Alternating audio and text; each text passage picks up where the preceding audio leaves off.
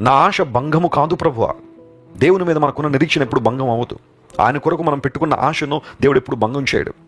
మనుషుల మీద ఎన్నో ఆశలు పెట్టుకున్నావు, రాజకీయవేత్తల మీద ఎన్నో ఆశలు పెట్టుకుని ఉండొచ్చు, నువ్వు నీ స్నేహితుల వైపు చూసి ఎన్నో ఆశలు పెట్టుకుని ఉండొచ్చు, నీ బంధువులను చూసి వారు అది చేస్తారు ఇది చేస్తారని ఎన్నో ఆశలు, గంపెడ ఆశలు వారి మీద పెట్టుకుని ఉండొచ్చు. కానీ వాళ్ళు ఏదో ఒక రోజు నేను డిసప్పాయింట్ చేసేస్తారు, ఏదో ఒక రోజు నేను నిరుత్సాహపరుస్తారు. కానీ నీ దేవుడు అలాంటివాడు కాదు కదా. నీ దేవుడు మంచివాడు. ఆయన నీ పట్ల ఉన్నతమైన ఉత్తమమైన ప్రణాళికలను నిరంతరాయంగా కలిగిన దేవుడు ఆయన.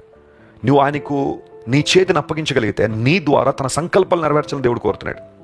తన ఉద్దేశాలు ఈ భూమి మీద నెరవేర్చాలని దేవుడు ఆశిస్తున్నాడు. ఎంత బలంగా అంటే అత్యంత ఘనంగా నేను వాడుకోవాలని దేవుడు ఆశిస్తున్నాడు.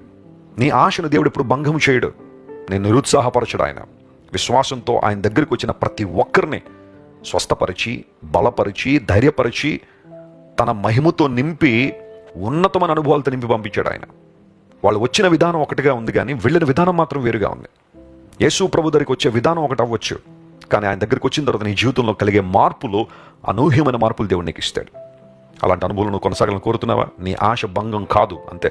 దేవుని మీద ఆశ పెట్టుకో, నిరీక్షణ కలిగి ఉండు. ఈ నిరీక్షణ నిన్ను ఎప్పుడూ కూడా సిగ్గుపరచదు.